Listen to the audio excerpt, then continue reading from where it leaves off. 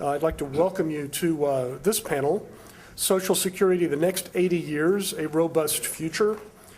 So we're covering 80 years in about 60 minutes. That's about 1.3 years per minute.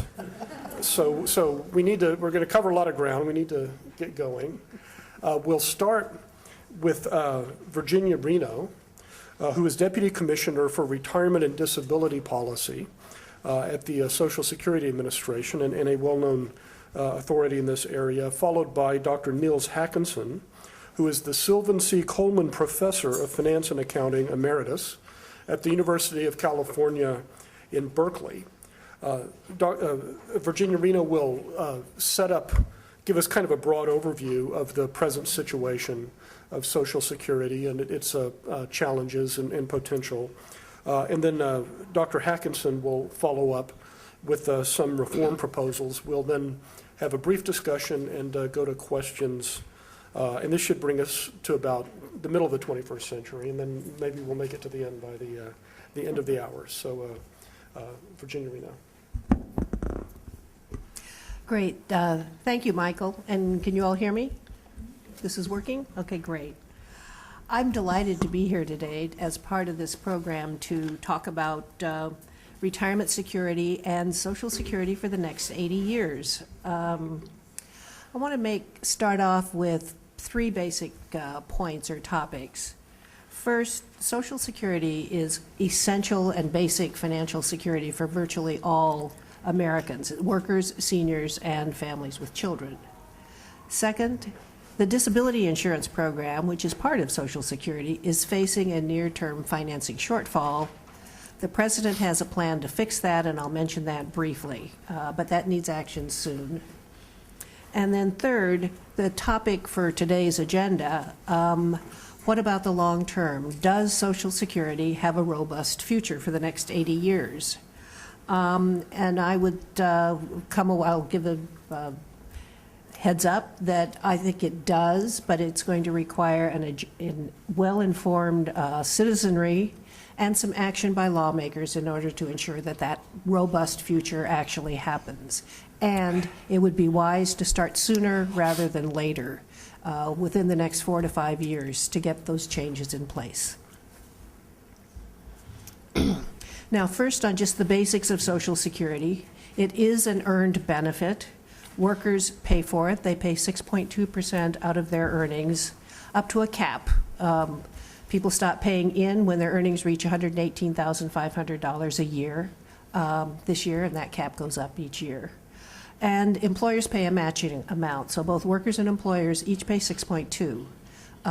You could think of that as a 100% employer match.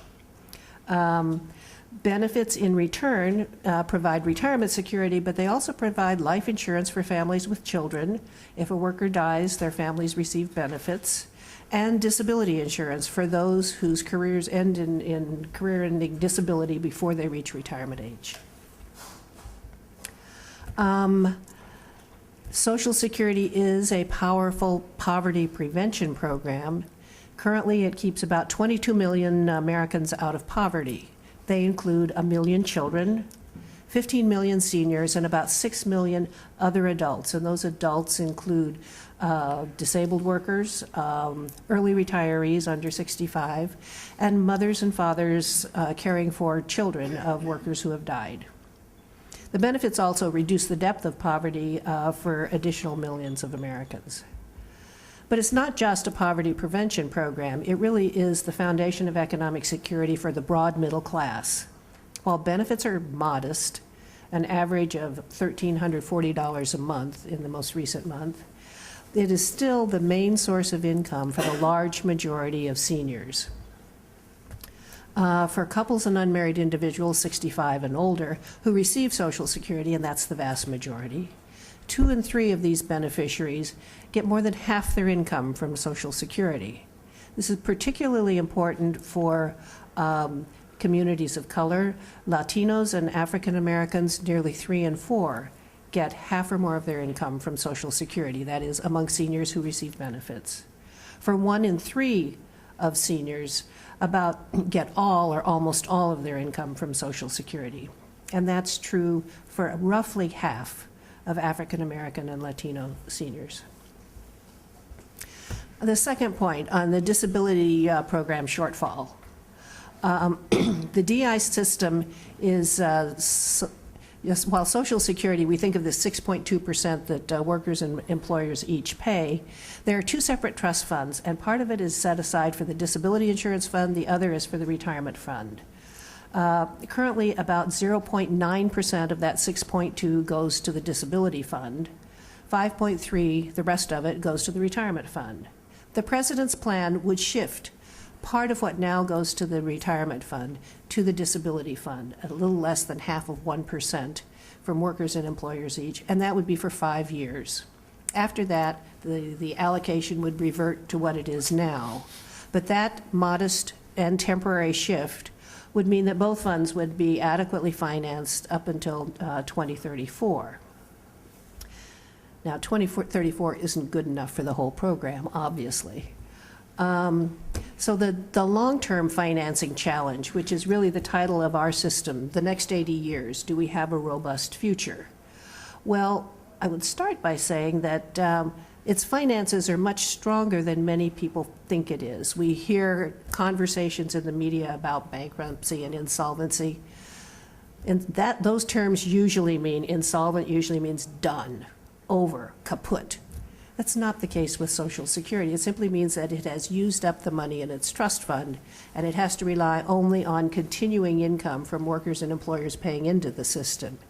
And in addition, I would add, seniors and beneficiaries also help pay for Social Security. About 40% of beneficiaries now pay some income taxes on their benefits. Part of those income taxes go back to Social Security to help pay future benefits.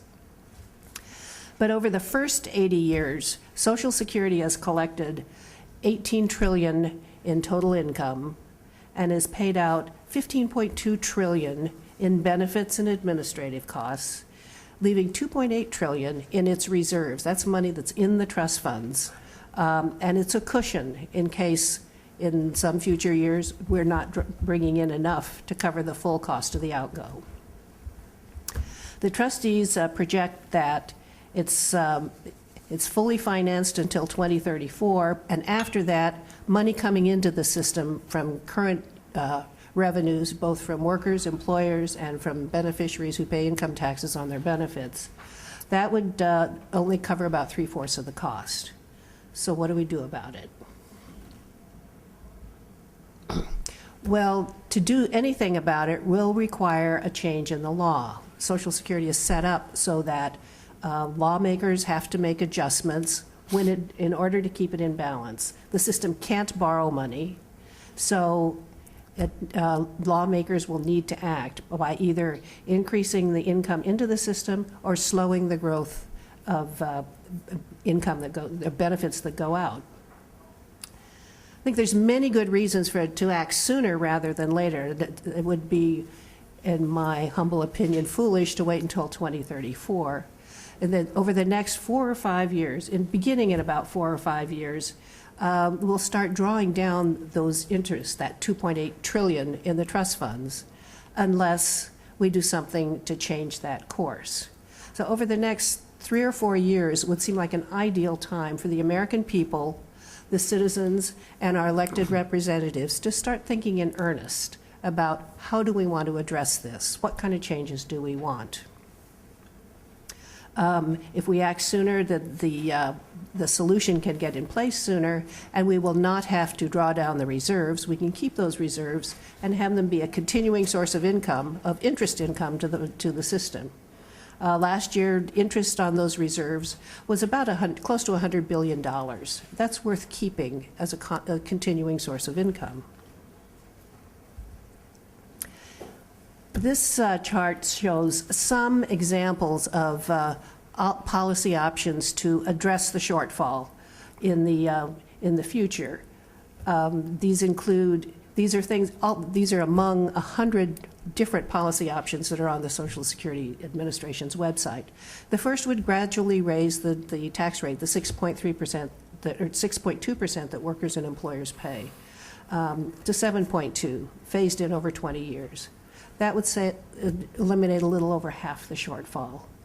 gradually over 10 years lifting that cap, the $118,500, so that higher income workers pay in all year long like other people do. That would eliminate over 70% of the shortfall. Those two things together would be more than enough to eliminate the shortfall. But there are other ways to fix the system as well, by gradually raising the retirement age, also reduces the shortfall, lowering the cost of living adjustment gradually, or lowering benefits for higher earning workers. That would eliminate about 3% of the shortfall. Well, in surveys, when we looked at public opinion polls, and more often than not, Americans tend to say they value Social Security, they want to preserve it, and they are not totally opposed to paying for it if that's what it takes to fix it. The Pew Research Center found that Americans are sharply divided on many questions of values, but their views about Social Security are much more commonly shared. They see it's important for their families, for their neighbors, and for their communities. So to wrap up, yes, Social Security is very important. It faces a near-term shortfall in the disability system, and that will take action within the next year to resolve that. And for the long term, for the next 80 years, we have good options. Lawmakers have many options to fix it, and perhaps the best shot at having appropriate action taken is to begin a public education and public discussion about how best do we want lawmakers to go about making those changes. Ideally, they would be changes that could be made in the next 3, 4, 5 years, so that the system will not be drawing down the reserves that have been built up since over the last 20 and 30 years. So thank you. Dr. Hackinson, do you want to switch? Would that be easier? Be glad to. I didn't know it did. Okay. Well, if we look back, when we look back at the first 80 years of Social Security, one thing really stands out. Social Security provides inflation-protected, lifetime annuity benefits more efficiently than any other system. So does this mean that we don't need to make any changes? Certainly not. And what I'm going to discuss today might seem radical to many, but it's the perfect solution to the future of Social Security.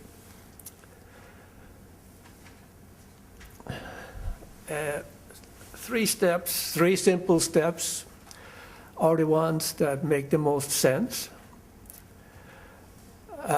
Right now, Social Security, the trust fund, is only invested in bonds, non-marketable government bonds. If instead it had been invested in both bonds and stocks from the beginning, it would be a lot better off. And in fact, looking forward,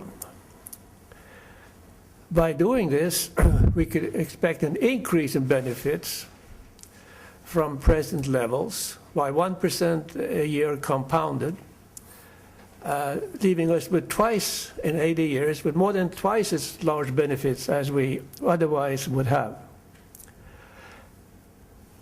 So the idea would be to gradually convert the, I have my thing here.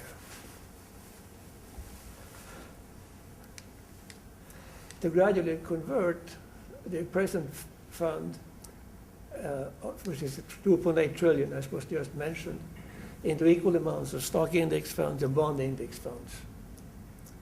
The second step that makes sense, as this was discussed this morning, is to restore the 90% cutoff or cap on contributions. Now, by doing these two, you will certainly secure the future and enable this doubling of benefits in the next 80 years. The third thing that makes sense, since we want, and again, some ideas of improving the efficiency were mentioned this morning in the panel, is to make the system independent. That's the Federal Reserve System. It's so structured sort of similarly. and also to perhaps rename payroll taxes to Social Security contributions, because with these increased benefits, people are really going to like it and think of it more as a retirement system.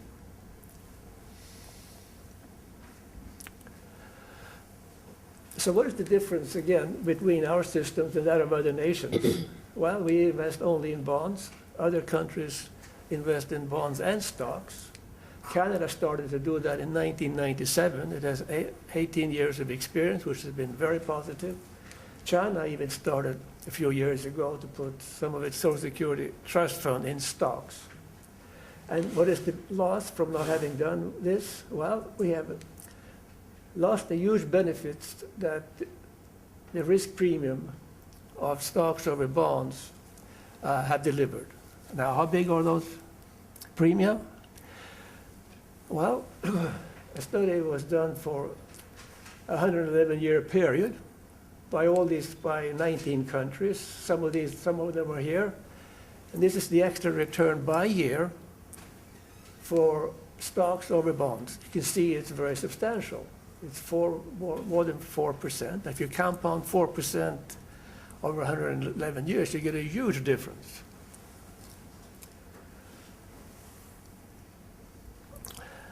So not surprisingly, our friendly countries around us have gotten the idea, and they have used it. So we stand out as a complete exception.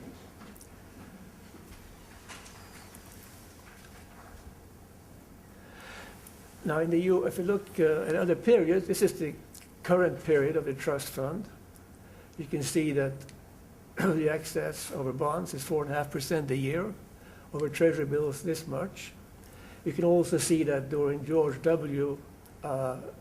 time, there was a negative risk premium, whereas under our president's time, it's been very positive. So whatever you make of that. And what this suggests also is that you don't want to sell your stocks and bonds if you have shortfalls in the income. What you want to do is you want to borrow money, because you can earn this much more to what you pay, right, on interest. So that makes sense, doesn't it? If you can borrow at a very low rate and earn a much higher rate, does that not make sense?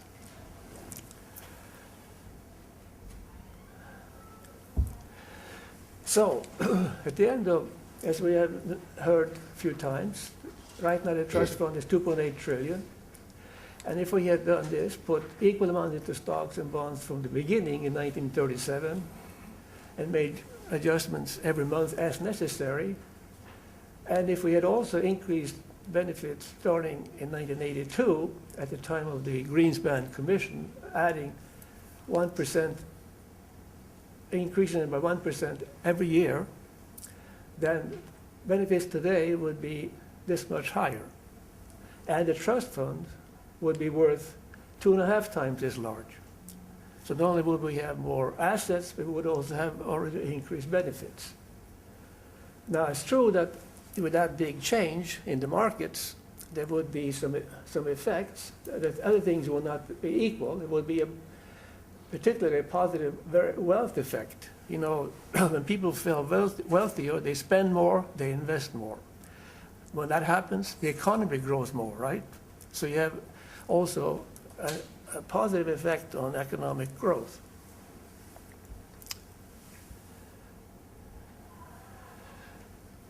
So I don't want to say too much about this, except that the strategy is passive, so it doesn't sort of impact what companies ought to do. It's a completely passive strategy. Investing in index funds really is very neutral, right? It's also very efficient. Index funds do better than actively managed funds, as we know. And by the way, if we hadn't increased benefits, we just kept the fund growing, it would be up to 17 trillion. If we had not increased benefits. If benefits had been the same as they have been. So you see the effect of the risk premium is really very, very large. This is some history which I guess I don't want to go into. And we have some friends about this, Friedrich Hayek and Adam Smith, sort of supporting of this idea of Social Security. Now, so the big question really is, thank you, why has the U.S. Social Security system, and as opposed to other nations, shunned equity investments? Well, of course, most people think stocks are risky, and that's true. In the short run, they are risky.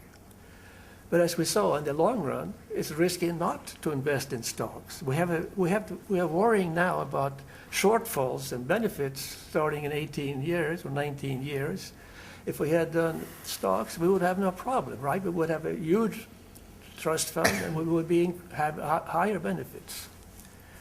So the point is, then, because stocks beat bonds, we would be in very good shape if we had started in the beginning. Of course, we can also start now. There's no reason for doing that. But anyway, just to get an idea of this riskiness in the markets. And the markets are risky, okay? We've seen it. And so in the big drop since 1937, which was the beginning of the trust fund, there was a big drop here of 39%. That's pretty big, scares people a lot. But the trust fund had fully recovered if it had been invested already in 1976. And here there was a sharp drop, which was recovered very quickly. And then, of course, we had the dot-com boom, which when George W. came in, left him with a big drop in the markets. And it took here 6 years and 3 months for that to recover. And of course, the Great Recession we recently had a drop of almost half.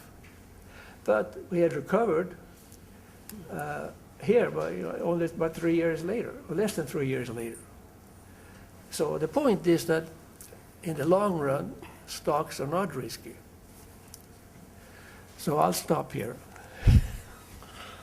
Thank you, Dr. Hackinson. So we've heard that one aspect in which our Social Security system differs from that of other nations is the restriction on the investment of trust funds.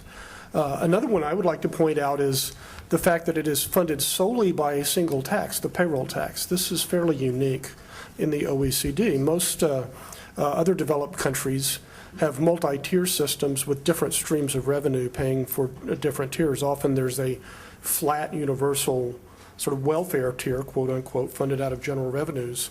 And then there's a kind of a defined benefit on top of that. So, I'd like to ask our two panelists the question, what if this crisis in 18, 19, 20 years, whenever the trust fund is exhausted, what if this is actually an opportunity to shift the Social Security system from one that is funded solely by payroll taxes, whatever the rate is or the benefits, to one that has multiple streams of funding? And it seems to me the quickest and dirtiest way to do this is just to refill the trust fund from non-payroll tax revenues between now and 2034. So then, instead of having these painful cuts to benefits or massive increases or even moderate increases in the payroll tax, you just have a system going forward from 2034 where the payroll tax pays 75% and the whatever the other revenues are. They could be a wealth tax, a capital income tax, general revenues, pays the other 25%. So it becomes a single program. You would keep everything else. You could tinker with the benefit formula, but you would have two systems of revenue, which we have now because we have the trust funds. So it's now already a partly funded system where it's not entirely coming from payroll tax. So, is this a bad idea? Is it a feasible idea? Is it a way to get towards your funded system, Dr. Hackinson, to begin with? Well, I think if we start now to invest in stock and bond funds, index funds, I think we will don't have, I don't think we'll have any problem in 2034. So I think that's sort of, in some way, the easiest and the best way. I mean, So you make the trust fund permanent, and it becomes a kind of sovereign wealth fund? yeah. I think that's, I mean, I don't think we'll have a problem in 2034 if we start now to convert the bond in the trust fund to stocks and bonds. Well, Virginia, tell us why this is a bad idea. I don't know if it's a bad idea or not, but there are other options that are less divergent from precedent. We do have 3 sources of income to the trust fund. One is interest income, because we do have reserves of Yes. $2.8 trillion. You're suggesting they be invested more aggressively than in treasury bonds. Yeah. But it certainly makes sense to preserve that $2.8 trillion and invest it wisely, whatever that may be. Second source of income comes from beneficiaries, income taxes on their benefits. That will gradually grow over time, and it was put in law to gradually grow over time. And if there's willingness among the populace to have some modest adjustment in what we call the payroll tax rate, or we could call Social Security contributions, which, as most other nations do, that's from workers and employers each, which is a plus. It is a helpful commitment, particularly as employers are doing less in the private pension world. It's nice to preserve that dual source of social insurance contributions. If people are willing to pay those, there's certainly many other demands on federal revenues, whether it's income taxes or tariffs or heaven knows what, to do all sorts of other things that the federal government needs to do and there are pressures to do. So, Well, it appears we've solved the problem by 2034, and we have about 4 decades to go. So, but the entire 80 years can be the subject of any questions if we have questions from the floor. The future of Social Security, yes. Well, I have a question, and my question is, when it appears that Wall Street sort of runs our government in our country, wouldn't Wall Street be totally in favor of what Dr. Hackinson is proposing? Well, Wall Street likes to make commissions, and they do make commissions on 401ks, but the index funds, they don't make much, or very little. I mean, the index funds, because of low costs, that's where they grow faster also. So, yeah, it's true that groups like BlackRock and Vanguard, who do operate index funds, they should be happy, but most of Wall Street will not be, particularly because they don't see it as a money-making opportunity. I mean, in this case, the benefits will go to the beneficiaries. So because it's not a benefit to them, are they against it, or are they just neutral? No, well, they probably would have no reason to be against it, no. But they wouldn't be particularly enthusiastic. I think that the Vanguard would like it, and BlackRock, the 2 big indexers, would like it. Well, why isn't it happening? That's my question. Well, that's my question. Well, there's a lot of the conservative cut Social Security stuff is backdoor privatization, because if you cut the benefit, and at the same time you're having tax incentives to expand these private savings accounts, that's enormous amounts of commissions, right? Much of it very poorly regulated. So it is arguably in the financial industry's interest to maximize the private pre-funded savings portion of retirement security and to minimize the low-cost public. So, and some people figured that out, which is why, organizations that push privatizing or cutting Social Security have tens of millions of dollars raining on them, from the financial industry. Do we have any other questions? or comments? Comments? Statements? Tirades? I have a question. My name is Delma Hoskins, Social Security Administration. But, obviously, I'm not here in that Social Security Administration capacity. I'm going to ask a personal question. to the panel. I agree very much with what you said, Michael Lind, about the opportunity that this discussion and figuring out a way to finance Social Security presents to us. And one of the big issues would seem to me that of providing adequate retirement income for the low income.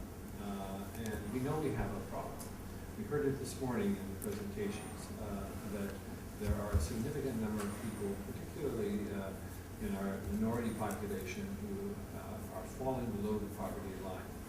And it would not seem that that is going to improve dramatically in the next 50 years. In fact, it could get worse because of the structure of the economy and so forth. So that relates very much to the question about how you finance an improvement.